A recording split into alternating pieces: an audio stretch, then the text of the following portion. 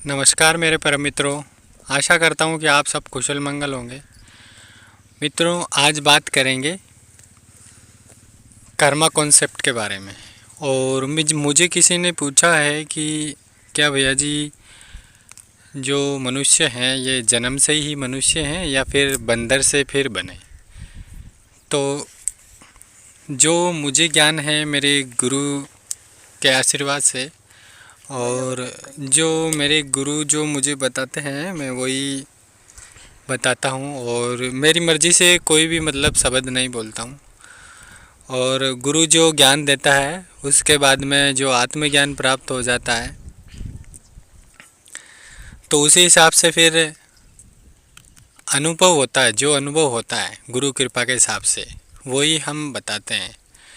मित्रों, आज हम कर्मा कॉन्सेप्ट और इसी पे बात करेंगे।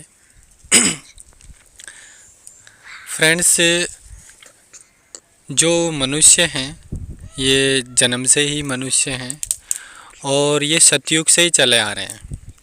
सतयुग में सूक्ष्म शरीर वाले बॉडी थी, यानी कि जो सूक्ष्म शरीर थे, यानी कि पंच तत्वों का शरीर नहीं था। उस टाइम सूक्ष्म शरीर था, यानी कि 3 शरीर होते हैं हमारे, जो अग्नि, वायु और आकाश, ये 3 तत्वों से बना शरीर था सतयुग में।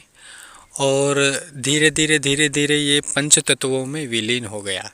जब 3 तत्वों का शरीर था जब सतयुग में, तब उस मनुष्य में काफ़ी अलौकिक पावर भी था और काफ़ी सारी एनर्जी, जो सुप्रीम पावर जिसे कहते हैं, वो जन्म से ही थी उनके पास। और वो एक स्थान से दूसरे स्थान ट्रेवल करने में उनको ज़्यादा समय नहीं लगता था। कुछ ही पलों में वो पहुंच जाते थे। और उस टाइम में ज़्यादा संकल्पों की एनर्जी चलती थी, यानी कि संकल्पों की शक्ति से वो ट्रेवल करते थे। कहीं आना जाना हो, कुछ भी करना हो तो संकल्प की शक्ति यूज करते थे। जैसे कि संकल्प किया कि यहाँ एक मकान निर्माण हो जाए तो वो मकान निर्माण हो जाता था। और जैसे संकल्प किया कि मुझे वहाँ जाना है तो वो वहाँ पहुँच जाते थे। ये इसी प्रकार से संकल्पों की शक्ति चलती थी। संकल्प से ही सारा काम होता था, क्योंकि उस टाइम में 3 तत्वों का शरीर था सतयुग में। और कहीं पर भी, जैसे अभी अपनी फ़ोन से बात होती है, यानी कि जो भी टेलीकास्ट हम देखते हैं लाइव, तो फ़ोन से बात होती है और वीडियो दिखाया जाता है, तो फिर वो टेलीविज़न में देखना पड़ता है अपने को। तो ठीक उसी प्रकार से पहले जो था सतयुग में, तो वो ऐसा सिस्टम था कि जो 3 तत्वों का शरीर था, तो दिव्य तो वैसे ही थे वो, और त्रिनेत्र यानी कि थर्ड आई सबके एक्टिव थी। और उनको कुछ लाइव देखना होता तो वो एक प्याले में, यानी एक कटोरी में, एक ताम्र पात्र में पानी डाल के उसमें लाइव टेलीकास्ट वो जो भी होता था वो देख सकते थे।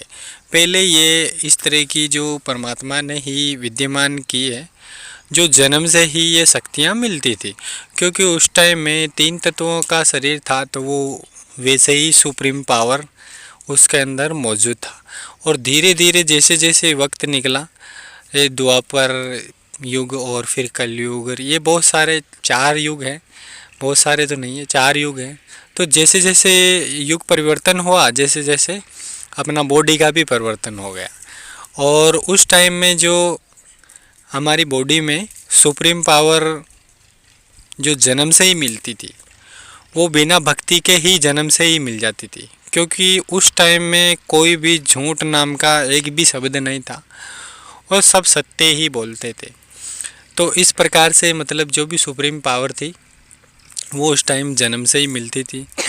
और वहाँ उस सतयुग में कर्मा कॉन्सेप्ट नहीं था, क्योंकि वहाँ कोई भी सतयुग में ऐसे कर्म नहीं करते थे जो मनुष्य का कर्म खराब हो जाता है। इस तरह का कोई भी कर्म नहीं करते थे। सतयुग में केवल संकल्पों की शक्ति चलती थी और संकल्पों से ही सब कुछ मिल जाता।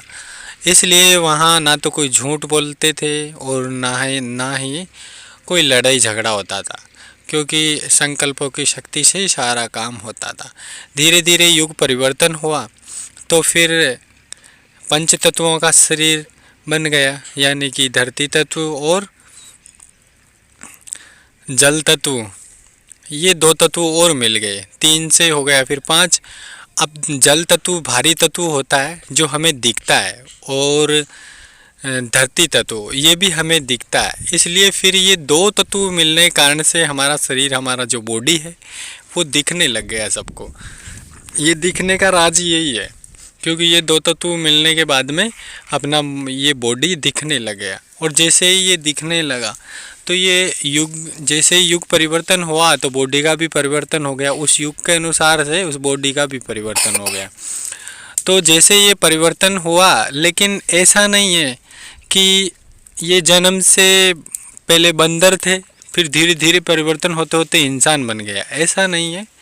जन्म से ही मनुष्य थे, बस पहले सूक्ष्म शरीर था और अभी जड़ शरीर है, यानी कि हम देख तो सकते ही हैं, लेकिन छू भी सकते हैं, आराम से महसूस भी कर सकते हैं।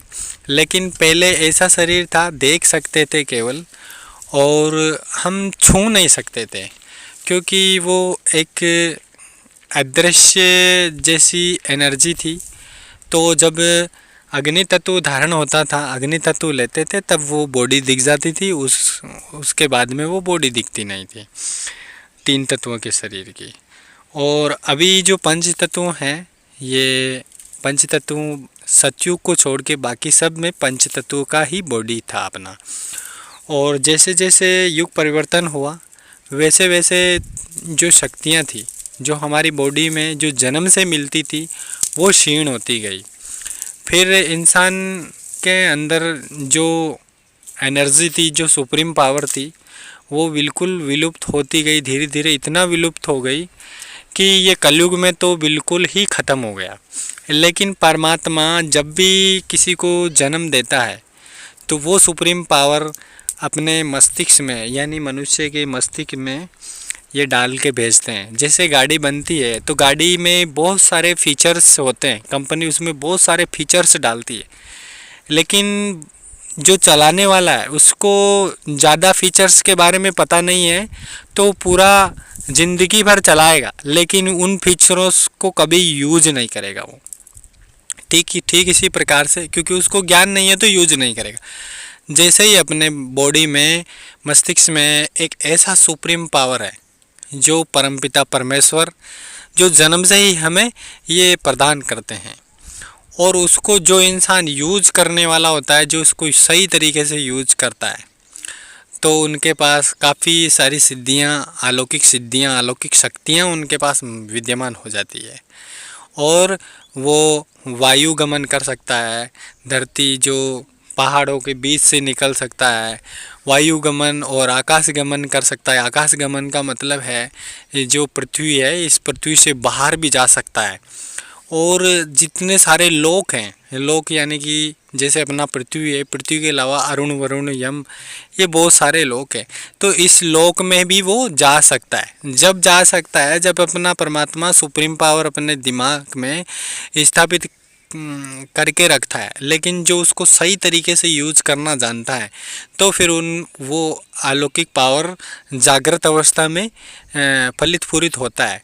तो वो इंसान एक स्थान से दूसरे स्थान अपने पंच तत्वों की बॉडी को यहीं रख के और सूक्ष्म शरीर से वो ट्रेवल करके आ सकता है। और ये जो बॉडी है ये कलयुग में बहुत ही ज़्यादा शक्तिहीन हो गई है। पहले शक्ति बहुत ही ज़्यादा पावरफुल एनर्जी सुप्रीम पावर था, और अभी इस कलयुग में बहुत ही शक्तिहीन कर दिया गया है। वो इसलिए शक्तिहीन कर दिया है क्योंकि परमात्मा जो भी कुछ बनाता है वो इस सही तरीके से ही देता है अपने को, इसलिए शक्तिहीन हो गए सभी। क्योंकि इसमें जो भक्ति का मार्ग है वो बिल्कुल कम कर दिया गया। पहले 12,000 वर्ष सतयुग में मतलब भक्ति करते थे लोग, 12,000 वर्ष, और लाखों करोड़ों वर्ष तो उनकी आयु थी। तो अभी कलयुग में कुल 60 ईयर्स यानी कि 100 ईयर्स, ज़्यादा से ज़्यादा 300 ईयर्स हो सकता है। इसलिए मतलब ये भक्ति का डायरेक्शन भी कम कर दिया। जो 12 साल में होता था द्वापर युग में, वो अभी केवल 12 महीने में ही होता है। और जो 12 महीने में होता था वो केवल 12 दिन में होता है। और अभी तो बहुत बड़ी से बड़ी सिद्धि जो अगर इंसान अगर पाना चाहता है तो ओनली फॉर 21 डेज़ या 42 डेज़, यानी उनको भक्ति और बिल्कुल तन्मयता से, बिल्कुल सही हृदय से अगर वो करे तो वो तुरंत ही फलित फूरित हो जाता है, यानी कि वो सिद्धियाँ मिल जाती है। और आपने देखा होगा कि ईश्वर जो भी कुछ देता है वो परम एनर्जी, वो जो जिसको जो देता है वो सही सोच समझ के ही देते हैं। क्योंकि जैसे आपने देखा होगा कि चिट्ठी है, हमें ये लगता है कि चिट्ठी बोलती नहीं है, लेकिन ये भी बोलती है। और इनके अंदर परमात्मा जन्म से ही एक ऐसी जिसे अपन परमात्मा का टेक्नोलॉजी बोल सकते हैं, लेकिन एक ऐसा पावर दिया जाता है इनको कि ये जब भी मिलती है तो ऐसे सामने खड़े होके ये कुछ बातें कर लेती है, लेकिन ये ध्वनि से बात नहीं करती है। बिना मुंह हिलाए केवल दो सामने, उससे ही ये पूरा डिटेल्स एक दूसरे का जान लेते हैं। जैसे कि जानवर को ले लेते हैं अपन। जानवर सामने अगर जानवर यानी कि गाय भैंस जो भी हो, जैसे कि वो बहुत सारे मतलब हो या एक दो ही हो, तो उनको अगर किसी दूसरे जानवर को अगर कुछ सूचना देना होता है तो वो तुरंत से खड़े होंगे और वो सिर्फ देखने मात्र से ही सामने वाला जानवर समझ जाएगा कि ये मुझे क्या कहना चाह रहा है। मतलब देखने मात्र से, बोलने की ज़रूरत नहीं थी। बल्कि इनमें ऐसा पावर भी है बड़े जानवरों में, गाय भैंस बकरियों में, कि वो बोल के भी समझा सकते हैं। लेकिन वो बोलते कब है, ये जो मुख को कब यूज करते हैं, वो जब उनकी पहुंच से बाहर होता है। पहुंच से बाहर होने का मतलब ये है कि ये देख नहीं पा रहे हैं, अपने साथी को देख नहीं पा रहे हैं, यानी एक छोर से दूसरे छोर में, यानी कि एक छोर का मतलब है, मैं उस छोर की बात नहीं कर रहा हूँ, मैं एक ये छोर की बात कर रहा हूँ कि जैसे वो यहाँ खड़े हैं और उसको वो दिखाई नहीं दे रहा, मतलब उसका साथी दिखाई नहीं दे रहा है। जैसे कि इधर गाय खड़ी है, गाय का बछड़ा उधर खड़ा है, अगर वो दिखाई नहीं दे रहा है तो गाय उसके लिए आवाज़ मारेगी, तो वो जहाँ कहीं भी होगा वो उसके पास आ जाएगा। तो ये बहुत कम यूज करते हैं, ये ज़्यादा अधिकतर ये टेलीपैथी ज़्यादा यूज करते हैं जानवर लोग, और जानवर और ये जो कीड़े मकोड़े हैं ये भी टेलीपैथी यूज करते हैं। क्योंकि इनमें में ऐसा ही सुप्रीम पावर होता है, क्योंकि ये ध्वनि प्रदूषण से नहीं करते हैं। जानवर बहुत सारे जानवर ये सबसे ज़्यादा यानी कि 90% यही टेलीपैथी यूज करते हैं। बाकी 10% यानी कि जो बचा है 10%, ये जो 10% यूज होता है ये केवल ध्वनि से यूज होता है, यानी कि दिखे नहीं तो फिर ये आवाज़ मार देते हैं। और आप समझ गए होंगे मेरे मित्र कि पहले इंसान कोई बंदर नहीं थे, वो इंसान इंसान ही थे और जानवर जानवर ही हैं। क्योंकि 36 लाख योनियाँ बनाई हैं ईश्वर ने, तो उस टाइम ईश्वर ने 36 लाख योनियाँ बनाई हैं। उन 36 लाख में से सबसे टॉप नंबर का जो योनि है वो मनुष्य योनि है। और मनुष्य योनि को एक ऐसा पवित्र योनि बताया गया है, पवित्र का मतलब है सबसे उच्च कोटि की योनि बताया गया है, जो ये सर्वत्र कार्य कर सकता है। यानी कि जो मनुष्य योनि है, ये मनुष्य योनि में जो देवता लोग भी तरसते हैं जन्म लेने के लिए। और इस पृथ्वी में काफ़ी अभी देवता लोग जन्म ले लिए हैं और वो अपने इस जीवन को, मनुष्य जीवन को अनुभव करने के लिए काफ़ी सारे अदृश्य शक्तियाँ यहाँ जन्म लेके मनुष्य रूप में आनंद भोग रही है। मुझे किसी ने कमेंट में पूछा था, वो कमेंट का जवाब भी मैं इसी में ही दे देता हूँ। उन्होंने पूछा है कि भैया जी मुझे ये बताओ, एक लड़की है दुबई की, तो वो इतना ऐशो आराम से रहती है, यानी कि पैसे की तो कोई कमी है ही नहीं। जब वो निकलती है तो बहुत सारे उनके आगे पीछे होते हैं, और पैसे की कमी नहीं है, लग्जरी लाइफ जी रही है और ऐशो आराम की ज़िंदगी जी रही है। वो चाहती तो मतलब बहुत कुछ कर सकती थी, लेकिन फिर भी वो मतलब एकदम से सामान्य है, और किसी का बुरा नहीं सोचती है, और अपना जीवन भी जी रही है और लग्जरी लाइफ जी रही है। तो मुझे ये बताइए कि वो कौन है। तो मैं मेरे गुरु कृपा के हिसाब से मेरे गुरुजी को मैंने पूछा था कि गुरुजी मुझे बताइए कि ये मुझे ऐसे सवाल किया है किसी ने, तो आप मुझे बताइए कि ये ऐसा सवाल, तो इसका जवाब दीजिए। तो गुरुजी ने कहा है कि पुत्र मतलब जो भी ऐसी जो स्त्री है, एक्चुअल में वो अप्सराएं होती है, और वो जो स्त्री है वो एक्चुअल में अप्सरा की छोटी बहन थी, और उसने नाम भी बताया गुरुजी ने, मुझे याद नहीं है।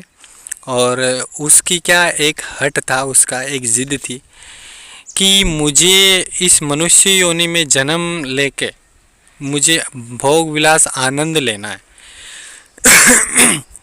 लेकिन हुआ यह था कि वो स्त्री इस मनुष्य जीवन में जन्म लेने का जो हट कर रखा था, वो अपनी माँ से जो हट कर रखा था, यानी ये अप्सरा थी, तो ये जन्म तो ले लिया, लेकिन इसकी माँ ने एक प्रोटेक्शन लगा के भेजा कि वहाँ तू किसी भी एक पृथ्वी के प्राणी को तू टच नहीं करेगी, ना तेरे को वो टच करेंगे। यानी कि आप समझ रहे होंगे, यानी कि जो भोग विलास वो नहीं कर पाएगी।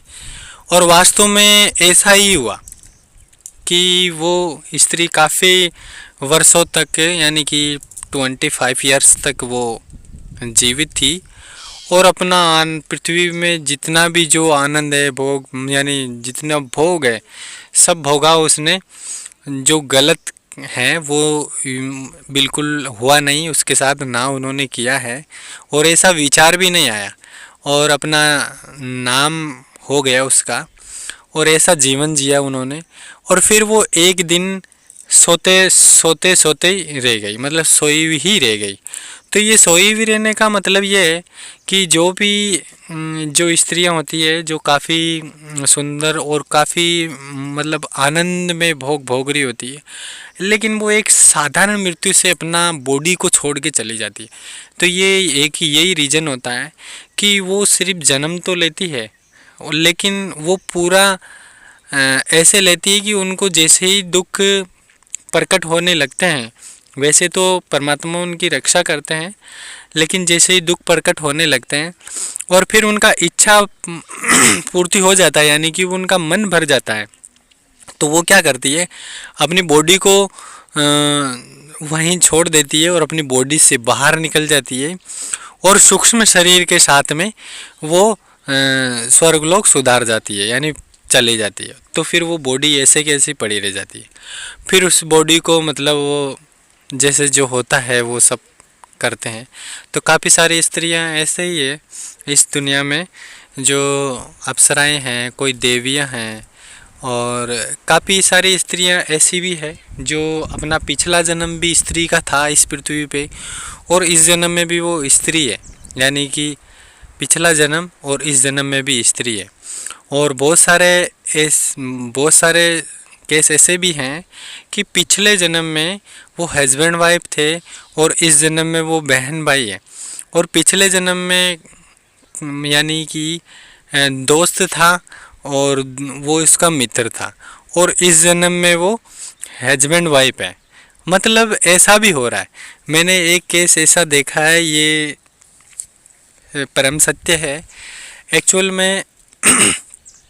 मैं बता देता हूँ आपको कि गुरुजी ने उसका जो पिछला जन्म था जो पिछला जन्म चेक किया, क्योंकि वो जो बहुत ज़्यादा परेशान था, यानी कि उसका जो कर्मा कॉन्सेप्ट है वो बहुत ही ज़्यादा मतलब दुखदायक था। यानी कि वो भगवान की भक्ति भी कर रहा था, भगवान की पूजा पाठ भी कर रहा था, भगवान को काफ़ी मान रहा था वो, लेकिन फिर भी उनके जीवन में इतने सारे कष्ट थे कि वो समझ ही नहीं पा रहा था।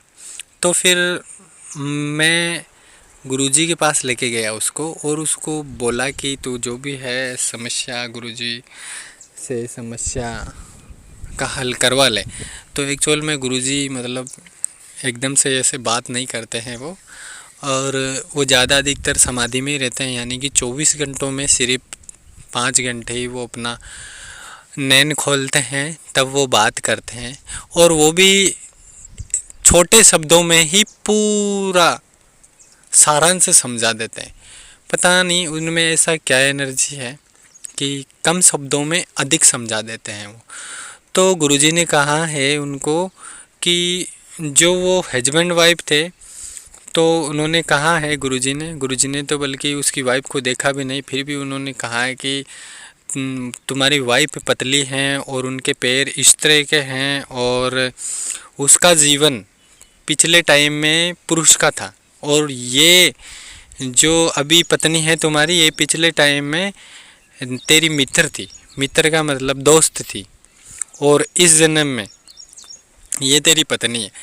और उनको अगर आप देखना उनको परखना चाहते हो तो आप देखना काफ़ी सारी हैबिट्स यानी जो आदत हैं वो पुरुष वाली है। तो उसने कहा हाँ ये सब ठीक है।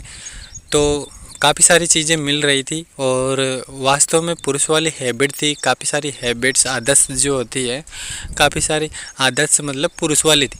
और उनके पैर को देखा जाए तो मतलब पैर भी वैसे ही थे और जैसे पुरुष के होते हैं, और उस तरह का वी शेप ले रखे थे। और उनका जो बॉडी है वो बॉडी जैसे पूर्णतः स्त्री की होती है उस तरह से वी शेप में पूर्णतः स्त्री की बॉडी की तरह नहीं था, और एक पुरुष की बॉडी की तरह ही था। तो गुरुजी ने जो बताया है वो बिल्कुल डिट्टो निकल गया। और गुरुजी ने कुछ एक ऐसी जो कुछ गुप्त बातें बताई है जो वो मुझे भी पता नहीं है, उसको ही बताया है कि तुम इस तरह से ये पूरा चेक कर सकते हो। तो उसने किया भी है, फिर वो सत्य हो गया, सत्य निकल गया। और तो ये होते हैं ऐसे कभी कभी, क्योंकि पिछले टाइम में बहुत बार हम बहन भाई होते हैं, और इस जन्म में बहुत मतलब बहुत ऐसे हैं ऐसे केस जो इस जन्म में दोस्त बन जाते हैं। और बहुत बार जो हमारे पिता हैं और इस जन्म में वो हमारे पुत्र बन जाते हैं। तो ठीक इसी प्रकार से ये जो कर्मा कॉन्सेप्ट है ये सब कर्मा कॉन्सेप्ट के ऊपर ही होता है। कर्मा कॉन्सेप्ट यानी कि पिछले जो कर्म अच्छे बुरे जो कैसे भी हैं कैसे नहीं हैं उस हिसाब से। तो एक्चुअल में हुआ क्या था उस मित्र के साथ, मतलब जो बुरा हो रहा था सब ज़्यादा दुख ही दुख है, बहुत भक्ति करने के बाद में भी दुख ही दुख है। तो फिर उसने बताया गुरुजी ने तो सॉल्यूशन भी बताया कि पिछले जन्म में एक्चुअल में तुम दोनों दोस्त थे, और इस जन्म में ये जो तेरी पत्नी बन के रह रही है एक्चुअली तूने तेरे दोस्त को धोखा दे दिया था। धोखा का मतलब ऐसा कुछ कर दिया जो गुरुजी ने मुझे नहीं बताया, उसको भी बताया, कुछ गुप्त बातें रखी थी, और उसके साथ भाई ऐसा ऐसा हो गया और ऐसा ऐसा तूने कर दिया, इसलिए जो अभी ये तेरे पत्नी के रूप में है और ये तेरे से ज़्यादा झगड़ती भी है, तू इतना भक्ति करता है फिर भी तेरे से ये तू इससे इतना ज़्यादा परेशान हो रखा है कि मतलब तेरे को ये हरदम टॉर्चर करती रहती है। तो ये तेरे को इतना ज़्यादा परेशान करने का रीज़न ही यही है, क्योंकि ये पिछले टाइम में दोस्त था तेरा ये, और इस जन्म में तेरे से बदला लेने के लिए वापस ये मतलब तेरी वाइफ बन गई, इसलिए तू तेरी वाइफ से इतना ज़्यादा परेशान है, और ये परेशानी का कारण यही है। तो फिर उसने कहा गुरुजी मतलब ये सॉल्यूशन क्या है? सॉल्यूशन बस यही है कि रोज़ सुबह तुझे उठ के मतलब कुछ बताया था उन्होंने गुरुजी ने उपाय, तो वो फिर उसने वो कर लिया।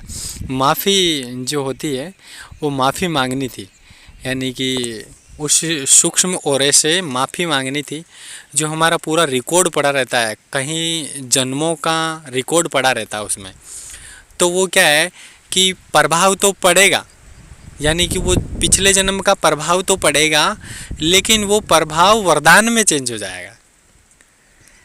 कैसे कि जैसे कि जहाँ मृत्यु होनी थी वहाँ उंगली कट के ही रह जाएगा, उंगली ही कटेगी केवल। तो ठीक इसी प्रकार से ये जो कर्मा कॉन्सेप्ट के बारे में बताया गया था, तो ये कर्मा कॉन्सेप्ट के बारे में भी आप समझ गए होंगे। और जो पहले जो बंदर से इंसान बने, ये इसके बारे में भी आप समझ गए होंगे, क्योंकि बंदर से इंसान नहीं बने, बंदर बंदर ही थे, इंसान इंसान ही थे। क्योंकि अगर गाय है, जैसे भैंस है, जैसे बकरी है, अगर बंदर को जो हम खाद्य